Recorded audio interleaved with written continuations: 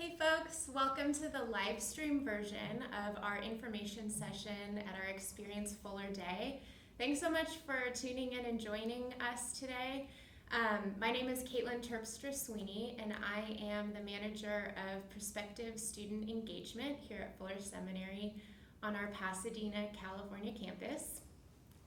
And I'm Max Waddell. Again, if you were joining us earlier, you've already heard me speak a little, but I'm the Director of Admissions for Academic Programs here at Fuller, and it's a pleasure to be with you today. So this information session is an opportunity for those of you who are tuning in with us to ask questions that you have about our programs, about the admissions process, questions that have already come up for you throughout our program today. So would like to invite you to ask those. You can submit them to the number on your screen. They'll pop up here, and we're an open book. We're here to answer anything that might be helpful to your discernment or to the logistical aspects of your decision to apply to Fuller, to come to Fuller. We're here to help. So first question that just came in, someone said, why should one get a degree at Fuller? So, well, as someone who did get a degree at Fuller, I got my Master's of Science in Marriage and Family Therapy here. I chose Fuller because of the topic of integration. You've heard some of our professors talk about it, some of our faculty talk about integration, and looking at the integration between psychology and theology, what it means to be informed by your faith, taking part in therapy and healing in the world. And I loved that was an open conversation that you could have here at Fuller. I loved the access to the 3 different schools that we have here. So those of you who are a little bit new to learning about Fuller, we have a School of Psychology, a School of Theology, and a School of Intercultural Studies. And under those 3 schools, we have both doctoral and master's degrees, as well as a couple of certificate programs here. And the access to all of those classes is another reason that I personally decided to come here. And I know speaking with prospective students, it's another top reason why people like Fuller and why people are considering Fuller. Regardless of what program you choose and what school that program is, you'll have electives and you'll have opportunities to take classes in the other 2 schools. And in that sense of integration, you get a little sample of how intercultural studies, theology, and psychology intermingle, how they inform each other. And I also really appreciated that. Yeah, so I'm actually an alum as well. I did my Master of Divinity here, and one of the really cool things, and a question that is kind of tied into this question, one that we get a lot, is what sort of sets Fuller apart, as a seminary, as a graduate school. Why should someone come here as opposed to maybe a different seminary or school, or as opposed to no school at all? One of the most helpful resources that we have, and you can actually download from our website, fuller.edu, is a piece called How to Choose a Seminary. It was originally developed by our past president, Dr. Richard Mao, and then readapted by our current president, Dr. Mark Labberton. And what it really sets in frame is essentially seminary education in general, and especially in America, is often tied either to a particular denomination or a particular undergrad school, so a university or college that also has a divinity school like Harvard or Yale, one of those.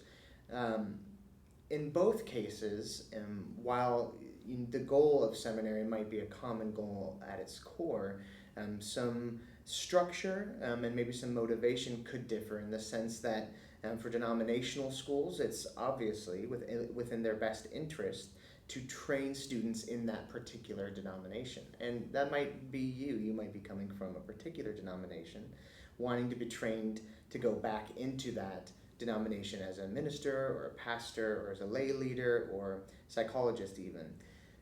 So those schools, denominationally, tend to be very focused on a particular strain of theology or a particular strain of thought or education that their students are trained with.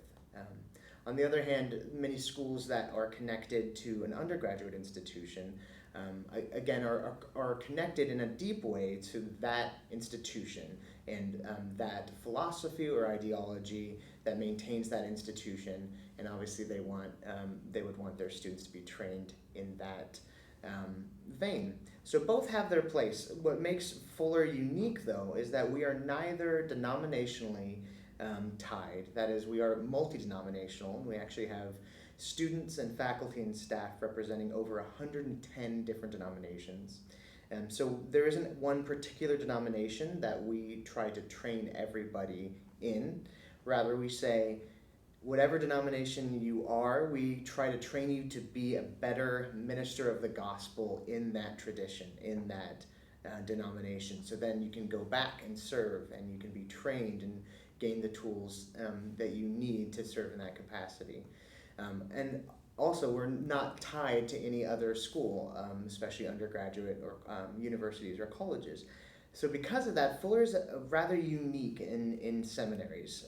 We are an independent, multi-denominational seminary. So what undergirds us, what really motivates us, is to train men and women for the manifold ministries of Christ and Christ's kingdom. And what we say often around Fuller is that we have deep roots in orthodoxy with branches in innovation. So what you will find here is a very deep sense of rich tradition and denominationalism, just not one particular one, but looking to explore that in new ways and innovative ways and branch out into how we meet the needs of today's world, the people of today's world, today's churches. It doesn't take very long to look around and see that there are a lot of needs today in our country, in our world, in our churches. So what Fuller can do is work out of that tradition and those roots in orthodoxy and branch into innovation and new ways to understand our Christian tradition and our Christian faith, to hear from each other, other students and professors from different denominations, from different traditions that we might not be familiar with, that we might not have thought of a particular doctrine in that way before, because it's just a place where you can engage richly and deeply and meaningfully about what it means to live out the gospel and teach the gospel in 21st century. So yeah, that's sort of a big picture. I know we threw a lot out there, so please do continue to send in questions as we go. But I think that's a pretty broad answer to that question about what sets us apart. Great.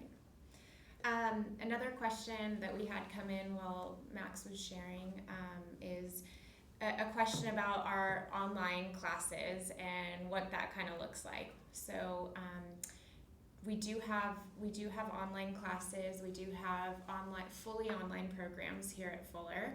And as we're mentioning things throughout this time, you can always go to fuller.edu. Our full admission requirements are there. Max mentioned how to choose a seminary. We have a lot of great content there, so you don't have to furiously be taking notes. You can, again, go to fuller.edu and find a wealth of information there. And a lot of the things that we'll be mentioning are already on there. So our online programs are listed on there, and there's a great explanation of what online programs look like here. But specifically, a question that came in was, what access does a student have to professors while taking online classes?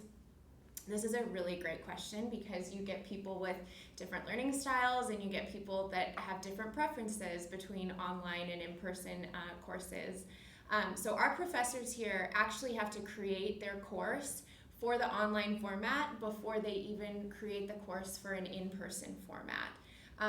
And that's an intentional thing to make sure that the class is robust, is utilizing different learning modalities, and the class engages students, even though they're not all sitting in the same room. So professors are intentional about being accessible and interacting with students' content and posts and assignments in the online format. We use a platform called Canvas for our online classes.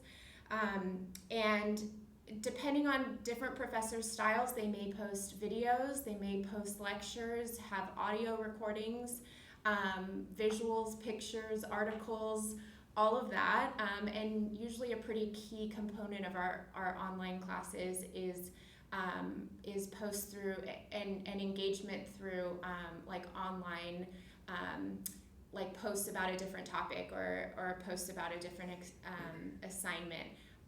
And then usually it's required that students then interact with each other's thoughts and each other's ideas. So you're not just looking at the material and kind of posting your idea and that's that, but it's creating a dialogue and creating a space to consider other traditions, like Max was mentioning earlier, other backgrounds. Our online programs have people from around the world, so inevitably people are in really different contexts. Back to the specific question about the professors and the access to professors. Email, phone, Skype, depending on the preference of the professor, they're often available in all those formats or may have a preference, but they are accessible, and that is a really intentional part about online classes. A lot of our professors say that they almost get to know their online students even better than some of the in-person classes, because they get to hear from the quieter students, maybe the students that would typically like sit in the back row in a classroom format. Those students kind of have the same voice that they would in an online class, and so accessibility to professors is still important. Yeah, do you want to add anything to that? Yeah, no, that's a lot of what I was going to say. But one of the cool parts too about the online classes is you actually get access to full faculty, so our tenured full faculty that are teaching the course without a TA. So online courses do not have TAs or teaching assistants, whereas an in-person course often does, because it's a lot more of manual work, helping with actually leading class discussions in person. So in some ways, kind of as Caitlin said, there have been folks and professors and students alike who have kind of joked about, but in some ways been very serious about, sometimes, depending on the class and the professor, you actually have more access to of faculty in an online course than you would in an in-person course. It's just in a bit of a different way. Obviously, you don't have that face-to-face in the same way. As Caitlin mentioned, many of our faculty are very tech savvy, and so set up regular like Google Hangout chats or Skype chats. I know of a few professors that actually call through their class roster of online students to make phone contact with them, and they'll have discussions on the phone or a video chat.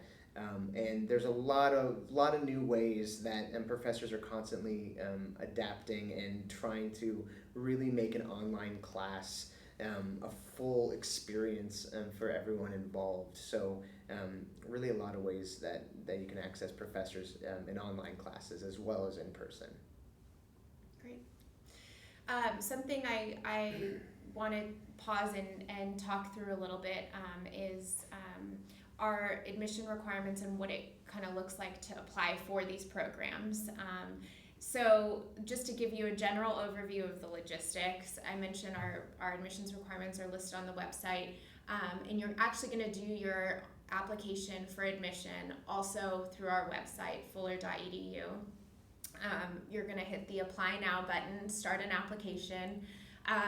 Just some general components of what you'll be doing to apply for admission, and some of the specifics may vary depending on the program. Some programs do require additional things from you to apply, but generally speaking, programs are going to have the online application for admission, your general information.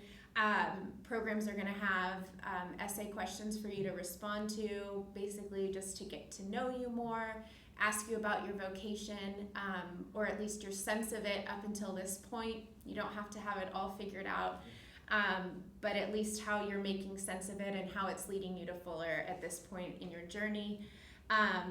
The application is going to ask you for some recommendations.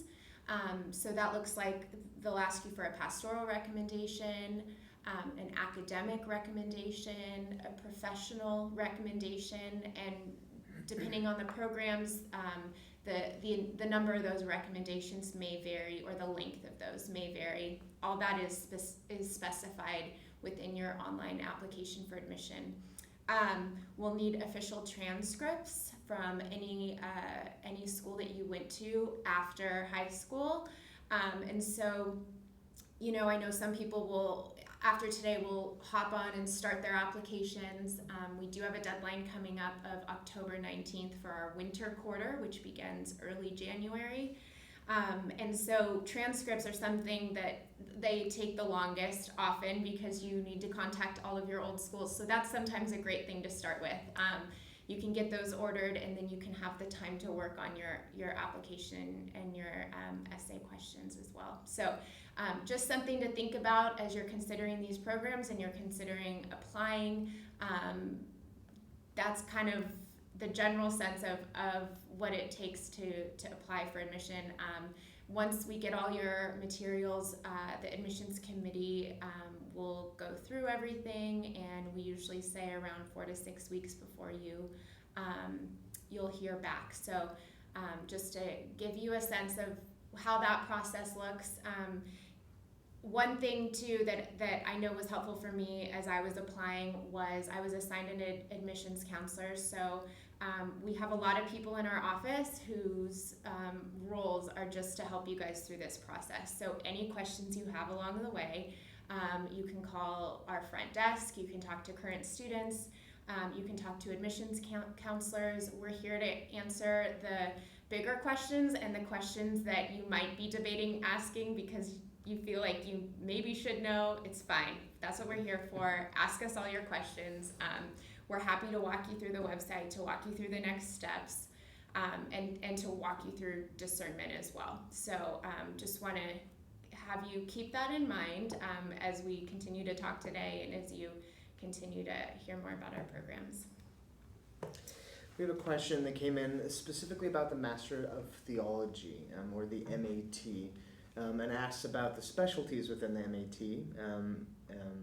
and areas of interest. So we at Fuller did have a few years back something called emphases. Those were formalized tracks within a master's program. I do want to just make clear we don't have formalized emphases anymore. So we have our programs. So in the School of Theology, Master of Divinity, Master of Arts in Theology, Master of Arts in Theology and Ministry, and then our certificates. Within those master's degrees, we do still feature what we call areas of interest or areas of study. And really what those are, they're not formalized tracks or emphases, but there are ways that you can kind of help shape your program in a particular interest. For example, so I did Christian ethics with my Master of Divinity. So I took my elective courses and some of the courses that you had choices about, and I shaped those around many of our ethics classes here at Fuller. So specifically for the Masters of Theology, Masters of Arts in Theology, it can do, you can actually do a lot with that one in terms of what you'd study and the classes you'd pick, because it has the most amount of electives of any of our master's degrees. It has 32 units of electives, which is 8 courses. So that is a very popular program for students to pick, especially if you want to focus in either a particular area and take a lot of classes in that area, or alternatively, if you want to really get a sampler of theology courses, you can really choose a lot of what meets your interest and maybe your ministry needs. So you can still specialize in the sense that you can choose to build your program around specific types of courses in New Testament or Old Testament or ethics or Asian American context. We have a race and racial reconciliation courses. We have historical theology courses. We have systematic theology courses. We have theology and the arts, and culture, and we have youth ministry, youth, family, and culture. So there's a lot of different ways, a lot of different specialties that our professors bring to a theological education, and that program and any other program that you have electives in allows you to kind of build your program in a particular direction or area if you'd like to. Do you have anything to add to that? Yeah, no, Yeah. it's good. I'm going to just move on to our next question about quarter units. So Fuller is on the quarter system here.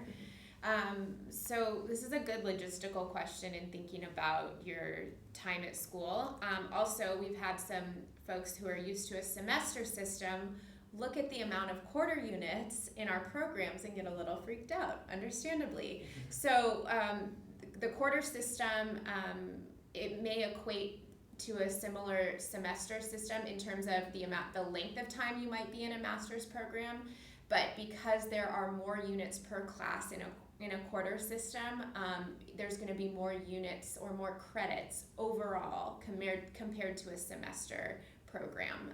So it might be the same length of time, but when we talk about quarter units, basically just in what that looks like here, we're on a 10-week quarter system. Typically at Fuller, 12 units or 12 credits is considered full-time here, and each class is going to have 4 credits. So when you're thinking about pieces like financial aid, if you're going to be working on the side, part-time is 2 classes a quarter, full-time is going to be 3 classes a quarter. And yeah, all right, anything to add? Yeah, no, that's, like Caitlin said, it's a very great question, and it is a bit of a shift, I will be honest. So I came to Fuller straight out of undergrad, where we are on a traditional semester-based system, and then you get to Fuller, it's the quarter system. Every system has its pros and cons, so it is an adjustment, and it helps just to say that up front. What's interesting is, in some ways, it goes by really fast, because it's a 10-week quarter followed by 1 week of finals. Yeah, they hit the ground running. You hit the ground running. So they kind of go by pretty fast. That can be obviously both a pro and a con. So you got to get your work done, and you get through the class, and then you're off to the next one. But it does help keep a rhythm to your year too. And many students, understandably, especially if you're working either in a ministry job or just an outside job to pay for your education, even that's very common these days. A lot of students will study part-time, so you might take a class or 2 classes during a quarter. We do consider 3 classes to be full-time, but a lot of students are taking a class or 2 classes during a quarter, so you can work in addition. So sometimes that quarter rhythm can be really helpful, because you can get a number of courses under your belt in a given year. Even if you are still going at a part-time pace. But you can also take a break, I do want to say that. You can take up to 4 quarters off without needing to reapply, to reactivate. So we do recommend staying active as a student if you are still working towards your degree. But it is helpful if you do need to take a break, whether that be for life circumstances, family circumstances, job. A lot of folks, depending on your stage of life, might leave for to have a child or for a marriage or whatever the case may be. We do have that built into the system where you can take a brief pause and then jump back in. But yeah, the quarter system is a fun one, and it's a question we get a lot. But we are here to help you understand it, and then your vocational and academic advisor is going to be your go-to person through your degree program, and they're going to make sure that you have everything you need and that you're clear on your requirements and that you know when classes are being offered so you can sign up and make progress in your program. And they also have a great sense of what classes we're offering and what different kind of areas of focus we have here at Fuller. And so it's not up to you to know all the details coming in. When you meet with an advisor and you share your interests, that advisor can be helpful in in assisting you plan out your time at Fuller, in helping you identify classes that might be up your alley that you didn't even think about yourself, and help you, like Max said, know when those classes are offered so you can plan your elective space well and you can make the most of your time here at Fuller. You're not on your own in figuring that out. That's why we, admissions kind of connects with you, and then once you're a student, we hand you off to that great department, and so you have an advocate and a buddy to help you navigate grad school and what that looks like. Another question that we had come in is over the topic of financial aid. I know this is a big question for most students. Max did mention something earlier that I want to highlight. A lot of our programs have flexibility in them in terms of how many classes you take a quarter. So, for some people, it's not an option to go to school full time because you need to work, or you have a family, or you have more in your life other than being able to just be in the library and in the books all week, and we get that. So a lot of the programs will have flexibility. You can take 1 or 2 classes a quarter. You can extend that time so that you're able to stay in your context and be present with your family and make a living while you're here at Fuller. We get that. But in terms of supplementing that, we have both need and merit-based scholarships here at Fuller. The amounts of those do vary based on the programs. But generally speaking, when you apply for admission, you'll then want to fill out Fuller's financial aid application. And we also have a federal aid application through it's the FAFSA form, but through the government, to see if you're eligible for federal loans. So students usually cover their costs for seminary, maybe a little bit of merit-based aid, a little bit of need-based aid, and then loans too, if they're not working full-time, or just being able to make ends meet. So there are some opportunities there. Our need-based scholarship, just to give you an idea of what that looks like, that can cover up to 15% of tuition. Our merit-based scholarships tend to cover a bit more than that, yet they are competitive.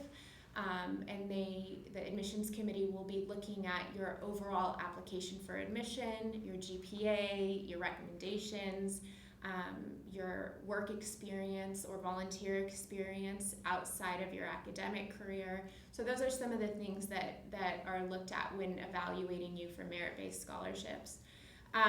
We do have a scholarship I'd like to highlight for winter quarter Masters of Divinity applicants. Max, would you share a bit about the Catalyst Scholarship? Sure. Yeah, so we're actually fortunate enough. We were able to introduce this scholarship for the fall quarter incoming MDiv, Master of Divinity students, and we're able to offer it again for winter, which is just a huge asset for our applicants and incoming students. It is called the Catalyst Scholarship, and it, if awarded, it would cover 50% of tuition for the first year of study. So really designed to help get you started, to help catalyze your Fuller Seminary experience. So there is an application for that one. You do need to apply and submit that application, and it's going to be by the same deadline, which is October 19th, and that's next Friday. Yeah. So it's coming up. So if you're applying for winter and you're an MDiv applicant, I do encourage you to apply for that scholarship. As Caitlin said, that's one of those merit scholarships in the sense that it is competitive, and the committee will be looking at your application and your responses about why you're coming to seminary, how the scholarship might help. But we're really excited about it, and so we do very much recommend, if you're considering applying for winter and specifically for the MDiv program, to go ahead and apply for that scholarship too. We hope to continue being able to offer those types of scholarships for a wider array of programs as we go forward, but that's the one we have available for winter, and then we'll have hopefully some more and some different scholarships coming for spring and summer. And then, like Caitlin talked about, those merit scholarships specifically are range from 25%, 50%, 75%, all the way up to 100% of tuition.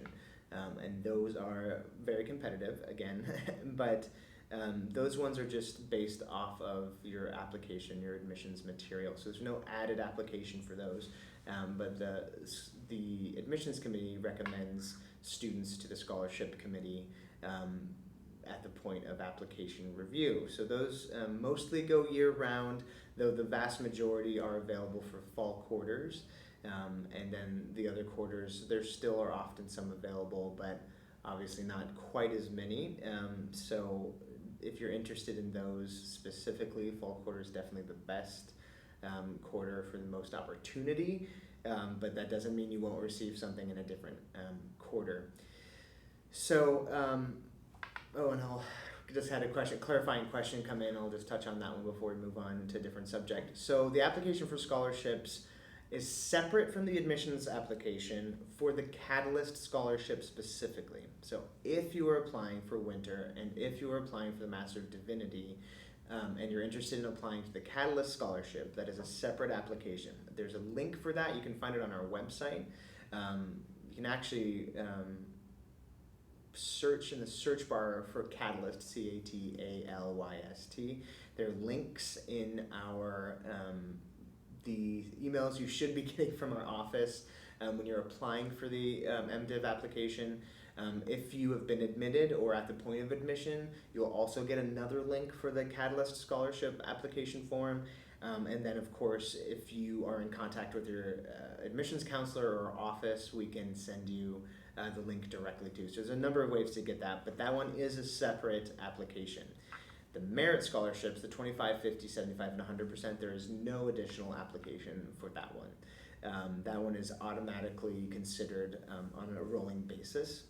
And then finally, the need-based or any other loans, so essentially all other financial aid as an incoming student, it would have its your student financial services financial aid application. So you want to make sure to do that for your loans, your need-based scholarships, if you're interested in financial aid as an incoming student. Very important stuff. Yeah. Money. Yeah. Yes. I appreciated another question that came in asking about belief statement, community ethos, like what is Fuller about? We talk about all the logistics, what we offer, but who is Fuller? A really helpful part of the website on our fuller.edu website, there's a tab called About. If you hover over that tab, there's a lot of different subsections you can click on: history of Fuller, mission, vision, and values, community standards, institutional commitments. There's a lot there. So if you're trying to get to know who Fuller is, that's also a place that you can check out. Specifically, this question asked about like a statement of faith. Under the mission, vision, and values section, you can go ahead and have access to our statement of faith there. So it's something that can be helpful as you're getting to know Fuller a bit more. And specific to the question too, there is a link in the application to read our statement of faith as well as our community standards. Every applicant is required to look over those to understand them and then agree to abide by the community standards while being a student at Fuller. And to understand Fuller's statement of faith. So that's a part of the application too. But yeah, as Caitlin said, it's always a great idea. If you're looking at Fuller, as with any seminary or school, it's a great idea to get a sense of what we believe and teach, which is the name of one of the sections on there, and what our statement of faith is. So definitely click around that About section. There's a lot of good info there. Mm-hmm. Another question that's come in about recommendations. I mentioned needing pastoral recommendations as well as academic, professional. We recognize there's people who are already working in ministry settings, and this question specifically is asking, okay, so who should I have write my recommendation if I actually am a pastor at the church? So we basically, our rule with the recommendations, it can't be a friend or family. But it can be a leader of your denomination, a leader in the church. And I do just want to say, it can't be just a friend. and it That's can't true. be a Sometimes close it's a family fine member. line. Yeah. Yeah, and we understand that you might be friends with your work colleagues or ministry colleagues or pastor. That's fine. That's not disqualifying. But the qualifying factor of the reference can't be that it is your friend. It needs to be in a more robust relationship than that. That's true. And yeah, so it doesn't just have to be, I mean, you can pick like a senior pastor, but this goes for those, maybe you're not just in ministry setting, but I know people go to, really big churches and they don't necessarily personally know the senior pastor. There's other people in leadership at the church, and so depending on what your role is in the church, or how big of a church you go to, deacons, elders, people that are in a different form of leadership and who can speak to your faith walk and who know you and who kind of know this journey of your journey of vocation a bit and why Fuller is a part of that journey are people that you can have write those pastoral recommendations. And if you're not sure, if you're like, oh, is this a good person to ask? Is this person, is it too much like friends? You can also call our office and we'll talk through that with you. Yeah. Yeah. And I will say too, to take maybe a little bit of the pressure off of that choice, we often say, if you submit a reference that in any way doesn't fully give the admissions committee a picture that they need, or maybe a relationship that may be too close, or whatever that case may be, if you're unsure, the worst that will happen is that the admissions committee will just reach back out to you and ask for an additional reference. So don't put too much stress into the sense of, it's not like if you get the wrong title on your reference, it's going to be an automatic denial or anything like that. So there is some room. We try to work with you. What we're really trying to do is get the best picture of who you are, what your journey has been, what you want to do in vocation and ministry and your calling, and how Fuller fits into that. So there's a lot of flexibility in that, and ways that we can help you achieve that. Another question that we got is asking about connections that Fuller has with trips or other programs, institutions. I'll just speak a bit about Fuller does have some study abroad or trip opportunities that you can take part in while you're here. We've had trips that have gone to Israel, Ireland, South by Southwest Music Festival, Sundance. I got to take part in a theology and the arts study abroad trip in Italy, which was phenomenal. I didn't study theology and the arts, but just wanted to learn a little bit more about it in a couple of my classes. As I said, I was a psychology student, but that's a great example of the benefits of being at a school like Fuller, where you can kind of get your feet wet in some other areas that you might not know a lot about, or might not be the chunk of your program, but I got to be exposed to this new world of theology and the arts and how theology can shape culture and the community that we're in. So that's an interesting example of one as well. Am I missing any? There's trips? Often a trip to New York too. Sorry. Yeah, and each of those kind of has its own flavor in a sense. So the Sundance Film Festival, you'll actually meet with producers and actors and directors to talk through issues of theology and culture and how those might be portrayed in art or film. South by Southwest, like she said, in Austin, doing similar things with music and songwriters and musicians. The Israel trip we do take, it's with both an Old Testament history and a New Testament professor. So you get both perspectives, going through the Holy Land and visiting sites and meeting with folks there.